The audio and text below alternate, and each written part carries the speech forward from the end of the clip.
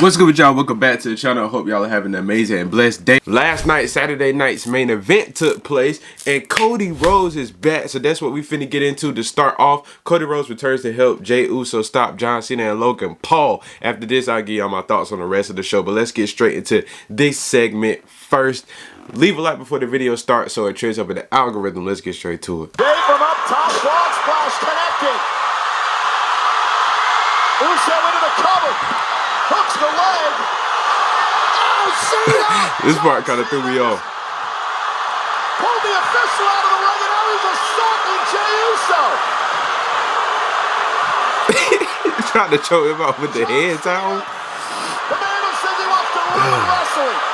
The man who told Jey Uso earlier, I'll retire. He did say he was ruining wrestling. And the one you have is going to be worn by a YouTuber. And that prophecy may come true here tonight. The official's out. Pastor Cody is back. And here comes Let's go. I was so excited to see, bro.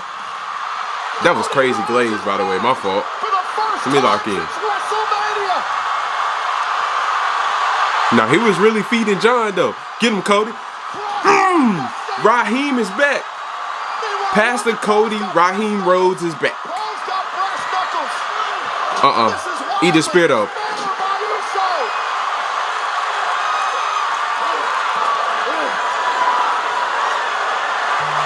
Jey going up top. Let's go, Jay, for the W. Frog splash. Rhodes Zapata has come to. Uso Let's go, man.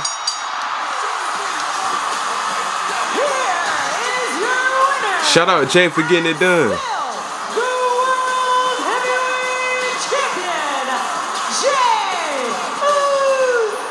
Uh-oh, Raheem ain't done. Despite the effort, Raheem is not done. Paul and John Cena.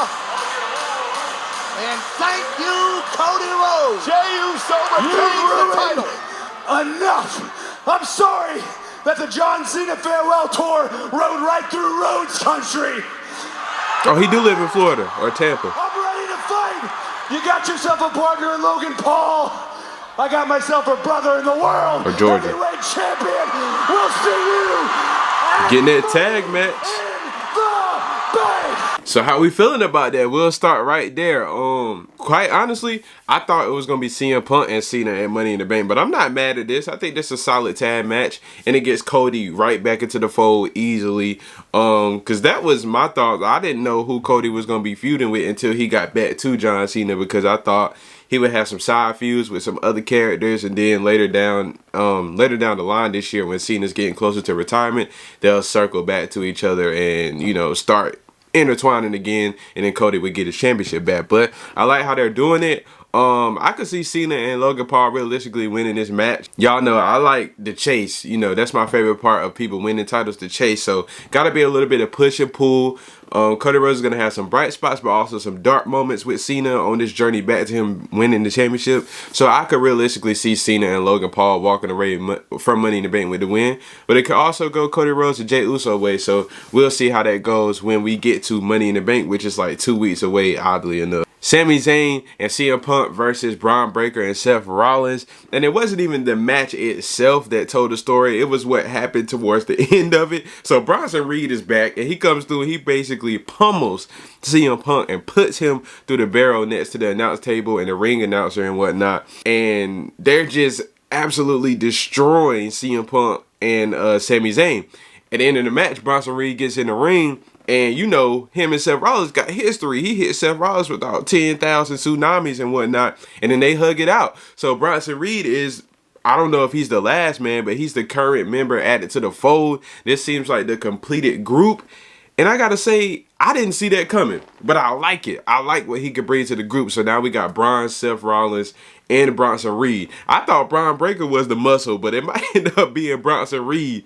I like it. I like this group. I like this coalition.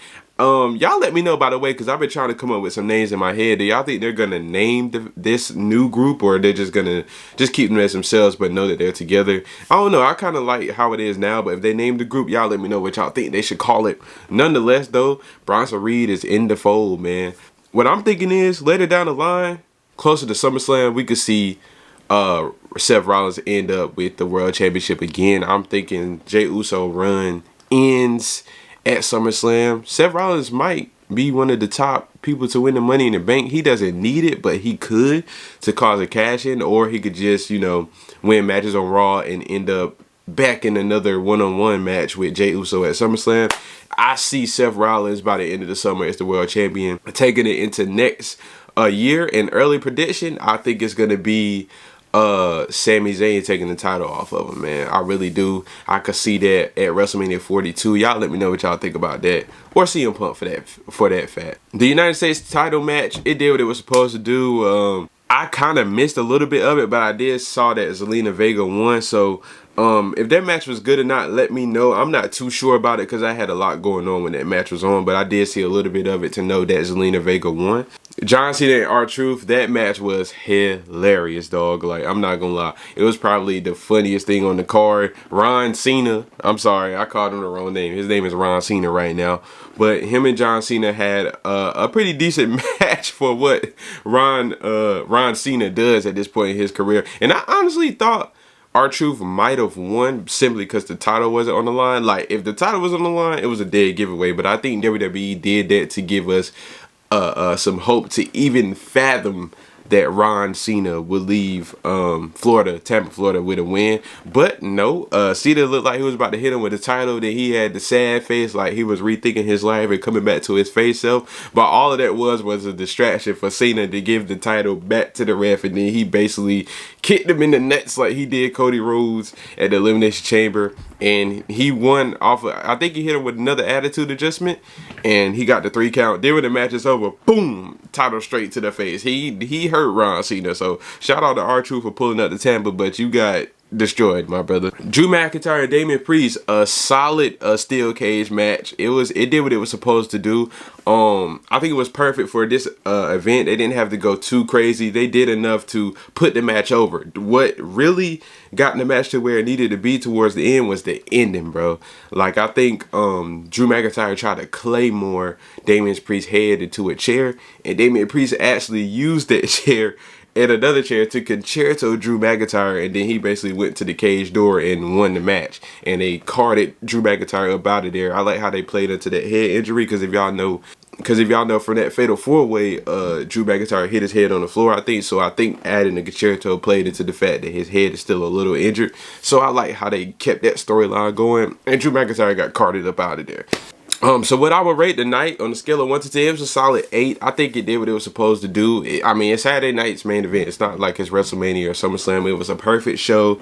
It was cool. It did what it needed to do, and we got Cody Rhodes coming back out of it, and we also got another piece added to Seth Rollins' group and Bronson Reed. So I think the show did well. Y'all let me know what y'all think about it. So with that being said, it's a lot of storylines and it's a lot of things they could do this summer. I want to see how creative they get with Cody Rhodes being back into the fold, and how crazy that new group is going to look on Raw. They really about to take over.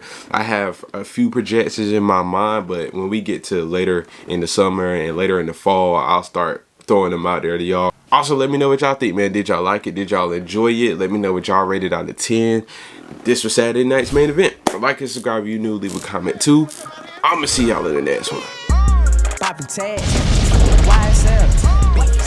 I'm about to go watch Streaming University.